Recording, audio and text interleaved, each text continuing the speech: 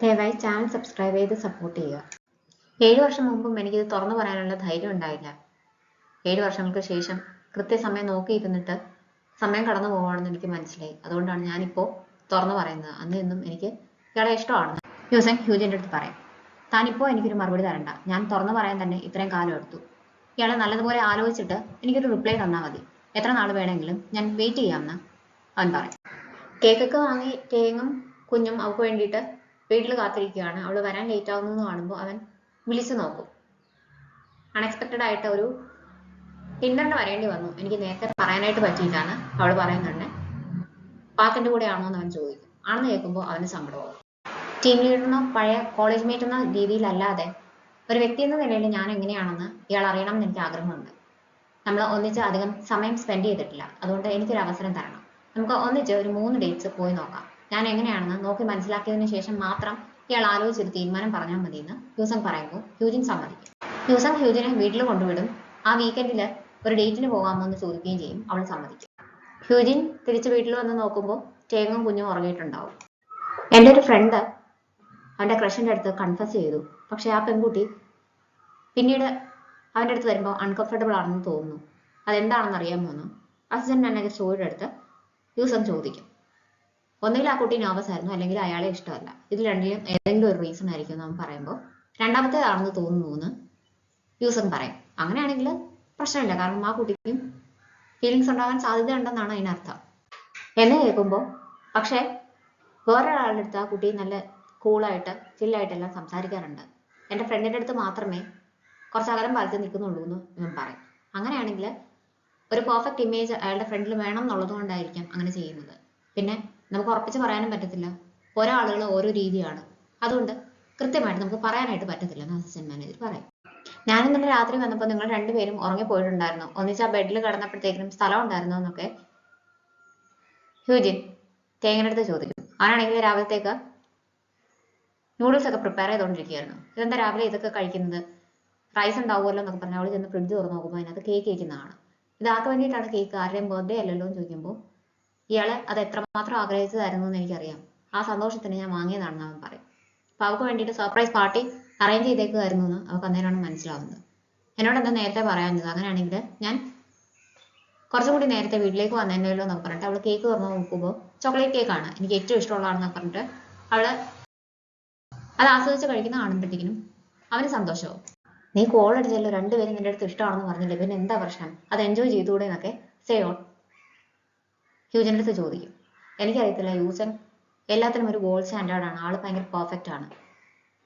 ഹ്യൂസനെ കാണുമ്പോഴത്തേക്കിനും നമുക്ക് എങ്ങനെ കുറച്ചും കൂടി പെർഫെക്റ്റ് ആവാം എന്നുള്ളൊരു ചിന്തയാണ് മനസ്സിലേക്ക് വരുന്നതെന്നൊക്കെ അവള് പറയുമ്പോൾ നീ പണ്ടും ഹ്യൂസന്റെ ഫ്രണ്ടിൽ അങ്ങനെ തന്നെയായിരുന്നു പെരുമാറിക്കൊണ്ടിരുന്നതെന്ന് സേയോൺ അവളെ ഓർമ്മിപ്പിക്കും.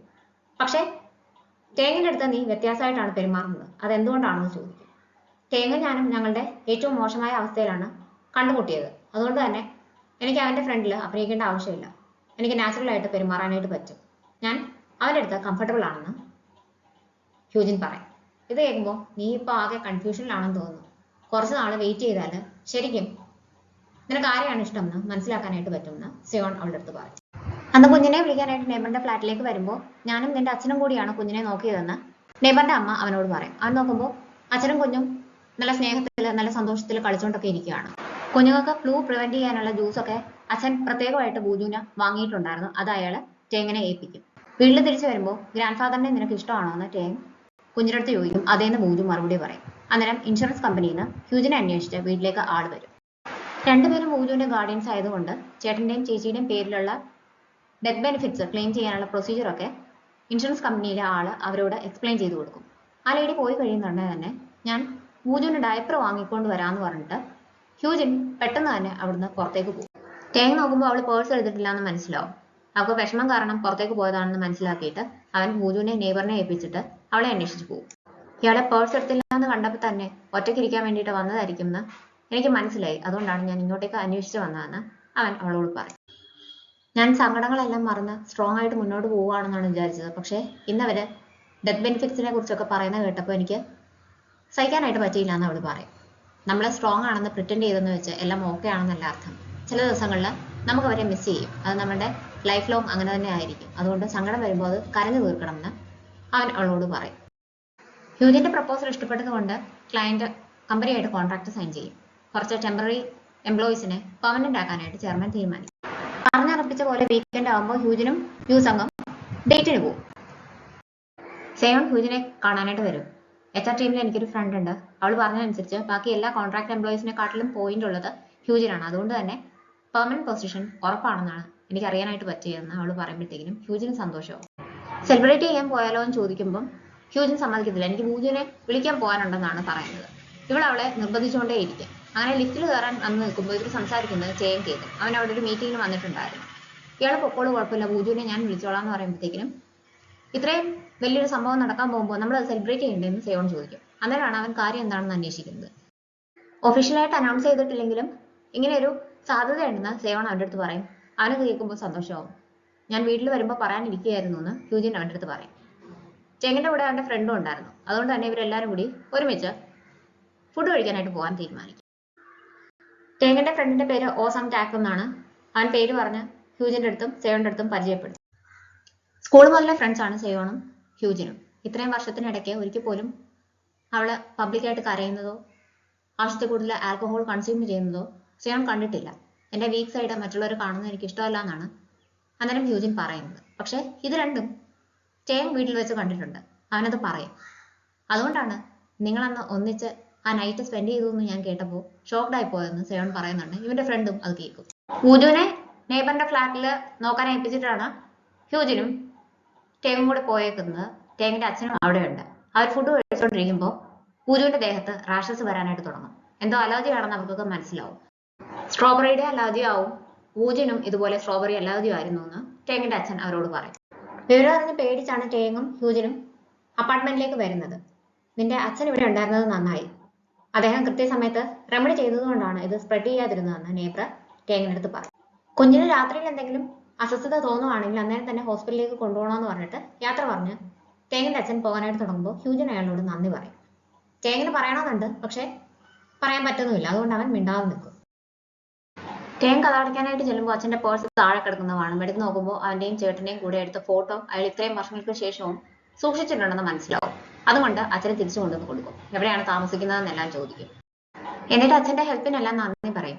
നിനക്ക് എന്താവശ്യം ഉണ്ടെങ്കിലും എന്നെ വിളിക്കാൻ മറക്കരുതെന്നാണ് അച്ഛൻ അവനോട് പറയുന്നത്. പിറ്റേ ദിവസം ഹ്യൂജിൻ കുഞ്ഞിനെ കൊണ്ട് ഹോസ്പിറ്റലിലേക്ക് വരും. കുഞ്ഞിന് കുഴപ്പമൊന്നുമില്ല, സ്ട്രോബെറി മാത്രമേ അലർജി ഉള്ളെന്ന് പറഞ്ഞിട്ട് ഡോക്ടർ തിരിച്ചു വിടും. ഇവര് വീട്ടിലേക്ക് വരുമ്പോൾ ടേങ്ങിന്റെ അച്ഛൻ അവിടെ നിൽപ്പുണ്ടാവും.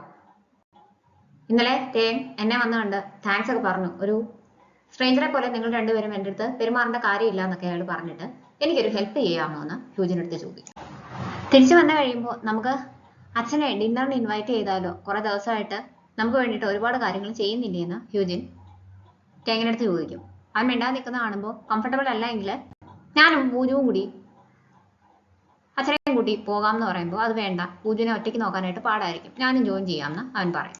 ടേങ്ങിന്റെ അച്ഛൻ അവരുടെ ഫ്ലാറ്റിന്റെ വെളിയിൽ വന്ന് നിന്നിട്ട് പുതിയതായിട്ട് വെച്ച ലോക്കിൽ തന്നെ ഇങ്ങനെ നോക്കി നിൽക്കുകയാണ്. അപ്പോൾ നെയ്ബർ വന്നിട്ട് നിങ്ങൾ ഇവിടെ എന്തെടുക്കുകയാണെന്ന് ചോദിക്കും. എന്നെ അവരെ ഡിന്നറിന് ഇൻവൈറ്റ് ചെയ്തിട്ടുണ്ട്, പക്ഷെ ഇവിടെ വന്നു കഴിഞ്ഞപ്പോൾ അകത്തേക്ക് പോകണോ വേണ്ടോ എന്ന് ചിന്തിച്ചോണ്ട് നിൽക്കുകയാണെന്ന് പറയുമ്പോൾ ഇയാൾ പെട്ടെന്ന് കയറി ബെല്ലടിക്കും. അന്നേരം ഹ്യൂജിൻ വന്ന് വാതിൽ തുറക്കും. അച്ഛനെ കണ്ടുകൊണ്ട് അകത്തേക്ക് വിളിക്കും. ഇയാളൊരു ഫുഡ് കമ്പനിയിൽ ജോലി ചെയ്യുകയാണെന്ന് എനിക്കറിയായിരുന്നു, പക്ഷെ ഇത്രയും നല്ലൊരു കുക്കാണെന്ന് അറിയത്തില്ലായിരുന്നു എന്ന് പറഞ്ഞിട്ട് അച്ഛൻ അവളുടെ കുക്കിങ്ങിനെ അപ്രിഷിയേറ്റ് ചെയ്യും. ടേങ്ങിന് അത് ഇഷ്ടപ്പെടും. കുഞ്ഞിനെ അച്ഛൻ അഡോർ ചെയ്യുന്നത് ടേങ് നോക്കിക്കൊണ്ടിരിക്കും. അവർക്ക് രണ്ടുപേർക്കും തനിച്ച് സമയം കൊടുക്കാൻ വേണ്ടിയിട്ട് കുഞ്ഞിനെയും കുട്ടി ഹ്യൂജിൻ റൂമിനകത്തേക്ക് പോകും. എന്നെ നിങ്ങൾ എന്തിനാണ് ഉപേക്ഷിച്ചു പോയതെന്ന് എത്ര ആലോചിച്ചിട്ടും എനിക്ക് മനസ്സിലായിട്ടില്ല. അതിന്റെ റീസൺ എനിക്കൊന്ന് പറഞ്ഞു തരാമോ എന്ന് ടേങ് അച്ഛനോട് ചോദിക്കും. എനിക്ക് ഒരുപാട് കടമുണ്ടായിരുന്ന കാര്യം നിനക്കറിയാമല്ലോ. ആ പ്രശ്നങ്ങളെല്ലാം അവസാനിച്ചിട്ട് നിങ്ങളെ അന്വേഷിച്ച് വരണമെന്ന് എനിക്കുണ്ടായിരുന്നു. പക്ഷെ ഞാൻ വന്നപ്പോഴത്തേക്കും നിങ്ങൾ അവിടുന്ന് മാറിയിട്ടുണ്ടായിരുന്നു. ഞാൻ പൂജിനെ മീറ്റ് ചെയ്തപ്പോൾ എന്നെ പോലെ കഴിവില്ലാത്തൊരു അച്ഛനെ അവൻ ആവശ്യമില്ല, പ്രശ്നങ്ങൾ ഒഴിയാത്ത ഇങ്ങനെ ഒരു ഫാമിലിയെയും അവൻ ആവശ്യമില്ല. എല്ലാവരെയും ഉപേക്ഷിച്ച് കഴിഞ്ഞപ്പോൾ അവന്റെ ജീവിതം ഫ്രീ ആയതുപോലെ അവന് തോന്നുന്നു എന്നൊക്കെ അവൻ എന്നോട് പറഞ്ഞു. അതുകൊണ്ടാണ് പിന്നീട് ഞാൻ നിങ്ങളെ അന്വേഷിച്ച് വരാതിരുന്നത്. അന്ന് നിങ്ങൾക്ക് വേണ്ടിയിട്ട് എനിക്കൊന്നും ചെയ്തു തരാനായിട്ട് പറ്റിയില്ല. അതെല്ലാം ഇനി നിനക്ക് വേണ്ടി ചെയ്യണമെന്ന് എനിക്ക് ആഗ്രഹമുണ്ടെന്ന് അച്ഛൻ അവനോട് പറയും. ഇപ്പോൾ എല്ലാ കടങ്ങളും വീട്ടിൽ തീർന്നോന്ന് ടേങ് ചോദിക്കുമ്പോൾ അതെന്നേ ഞാൻ ചെയ്തു കഴിഞ്ഞു, ഇല്ലാന്നുണ്ടെങ്കിൽ ഇത്ര ധൈര്യത്തില് നിന്നെ അന്വേഷിച്ച് ഞാൻ വരുമായിരുന്നു എന്ന് അച്ഛൻ തിരിച്ചു ചോദിക്കും.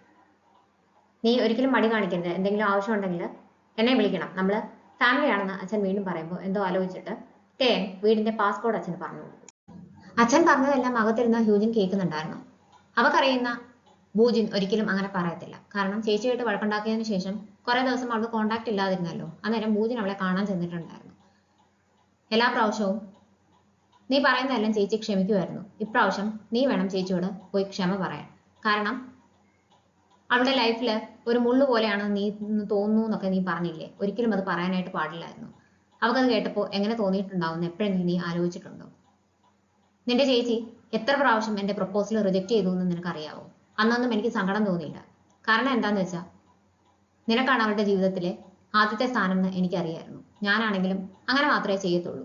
അതുകൊണ്ട് നിന്റെ ചേച്ചിയെ നീ വിഷമിപ്പിക്കരുത്. ഞങ്ങളുടെ കൂടെ താമസം മാറണം എന്നൊക്കെ പൂജൻ പറഞ്ഞത് അവൾ ഓർക്കും.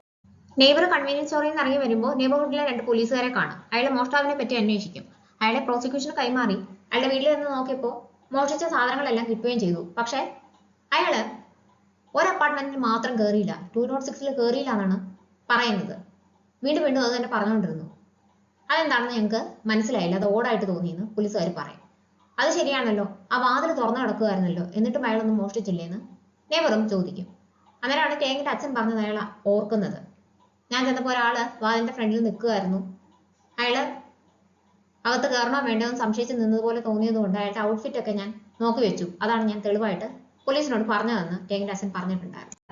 ഇൻഷുറൻസ് ക്ലെയിം ചെയ്യാനുള്ള ഡോക്യുമെന്റ്സ് എല്ലാം ആയിട്ട് ഹ്യൂജിൻ കമ്പനിയിലേക്ക് ചെല്ലും.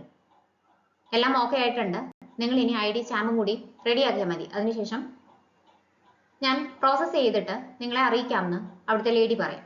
മറ്റേ ഗാർഡിയന്റെ അടുത്തും നിങ്ങൾ ഈ കാര്യങ്ങളൊക്കെ പറഞ്ഞിട്ടുണ്ടായിരുന്നോ എന്ന് അവർ ചോദിക്കും. മറ്റേ ആള് ഞങ്ങളെ സ്ഥിരം വിളിച്ചുകൊണ്ടിരിക്കുകയായിരുന്നു. ഇതിന്റെ പ്രൊസീജിയർ എങ്ങനെയാണ്, എലിജിബിലിറ്റി എന്താണ്, എന്നത്തേക്കാവും എന്നെല്ലാം വീണ്ടും വീണ്ടും വിളിച്ചതുകൊണ്ടാണ് ഞങ്ങളന്ന് നിങ്ങളുടെ വീട്ടിലേക്ക് വന്നത്. അത് മിഡിൽ ഏജ് ഉള്ള ഒരാളായിരുന്നു എന്ന് അവർ പറയുന്നത് കേൾക്കുമ്പോൾ ഹ്യൂജിന് സംശയം തോന്നും. അവൾ സംശയിക്കുന്നത് ടേങ്ങിന്റെ അച്ഛനെ തന്നെയാണ്. പക്ഷെ അന്നേരം തന്നെ അങ്ങനെ സംശയിക്കാൻ പാടില്ല എന്ന് അവൾ മനസ്സിൽ വിചാരിക്കും. ഹ്യൂജിൻ വീട്ടിലേക്ക് വരുമ്പോൾ ടേങ്ങിന്റെ അച്ഛനാണ് ബൂജുവിനെ വിളിച്ചുകൊണ്ട് വരുന്നത്. നെയ്ബറിന് ബാക്ക് പെയിൻ ആയതുകൊണ്ട് ഞാൻ പോയി ബൂജുവിനെ വിളിച്ചുകൊണ്ട് വന്നു, എനിക്ക് കുറച്ച് വെള്ളം വേണം, അകത്തേക്ക് വന്നോട്ടെ എന്ന് അയാൾ ചോദിക്കും. അയാൾ അകത്ത് വന്നതിന് ശേഷം അവൾ ഉപയോഗിക്കാത്ത റൂമൊക്കെ ശ്രദ്ധിക്കുന്നത് ഹ്യൂജിന്റെ ശ്രദ്ധയിൽപ്പെടും. ഈ റൂം ആരും ഉപയോഗിക്കുന്നില്ലേ എന്നൊക്കെ അയാൾ ചോദിക്കുമ്പോഴത്തേക്കും ഇല്ലാന്ന് അവൾ പറയും. എന്നിട്ട് ഇൻഷുറൻസ് കമ്പനിയിൽ പോയ കാര്യത്തെ പറ്റി ചോദിക്കാനായിട്ട് തുടങ്ങുമ്പോഴത്തേക്കിനും ടേങ് അങ്ങോട്ടേക്ക് വരും. അതുകൊണ്ട് അവള് കൂടുതലൊന്നും ചോദിക്കത്തില്ല. അടുത്ത ദിവസം അച്ഛൻ ആരോടോ ഫോണിൽ സംസാരിക്കുകയാണ്. നിങ്ങൾ എന്നെ വെറുതെ ധൃതി വെപ്പിക്കരുത്, ഇപ്രാവശ്യം എന്തായാലും പൈസ കിട്ടും. ഞാൻ കഴിഞ്ഞ പ്രാവശ്യം പറഞ്ഞ കാര്യം സത്യമാണ്, കുറച്ചും കൂടി വെയിറ്റ് ചെയ്യാനായിട്ട് ആരുടെ പറയും. അടുത്ത ദിവസം രാവിലെ നല്ല ധൃതിയിലാണ് ടേങ്ങും ഹ്യൂജിനും വീട്ടിൽ നിന്ന് ഇറങ്ങുന്നത്. ബസ് വരാറാകുന്നുണ്ടേ ഗ്യാസിന്റെ വാൽവ് ഓഫ് ചെയ്തോന്ന് നമുക്ക് സംശയം തോന്നും. അതുകൊണ്ട് തന്നെ ടേങ്ങിന്റെ അടുത്ത് പോകാൻ പറഞ്ഞിട്ട് അവള് വീട്ടിലേക്ക് തിരിച്ചു പോകും. പക്ഷെ അവൻ ബസ്സിൽ കയറത്തില്ല. ടേങ്ങിന്റെ അച്ഛൻ ഈ സമയത്ത് വീടിന്റെ പാസ്പോർട്ട് അറിയാലോ, വന്നകത്ത് കയറി ആ ഉപയോഗിക്കത്തില്ലാന്ന് പറഞ്ഞ റൂമിനകത്ത് കയറിയിട്ട് എല്ലാ സാധനങ്ങളും വാരി വലിച്ചിടും. അയാൾ എന്തോ നോക്കിക്കൊണ്ടിരിക്കുകയാണ്. ഹസൻ അയക്കത് കിട്ടും. ഒരു ചെറിയ ബോട്ടിൽ കുറച്ച് ലിക്വിഡ് ആണ്. ഹ്യൂജൻ തിരിച്ച് വീട്ടിൽ വന്ന് നോക്കുമ്പോൾ ഓൾറെഡി അവളെ വാൽവ് ഓഫ് ചെയ്തിട്ടുണ്ടായിരുന്നു. ആ ധൃതിക്കിടയിലും മറന്നില്ലല്ലോ എന്ന ആശ്വാസത്തിൽ പോകാനായിട്ട് തുടങ്ങുമ്പോൾ റൂമിനകത്ത് നിന്ന് എന്തോ സൗണ്ട് കേട്ടതുപോലെ അവൾക്ക് തോന്നും. അവളിൽ നിന്ന് റൂം തുറക്കും. അവൾ റൂം തുറക്കുമ്പോൾ അവളെ അറ്റാക്ക് ചെയ്യാൻ റെഡിയായിട്ട് നിൽക്കുന്ന ടേങ്ങിന്റെ അച്ഛനെ കാണിച്ചുകൊണ്ടാണ് ഈ എപ്പിസോഡ് തീരുന്നത്. ദയവായി ചാനൽ സബ്സ്ക്രൈബ് ചെയ്ത് സപ്പോർട്ട് ചെയ്യുക.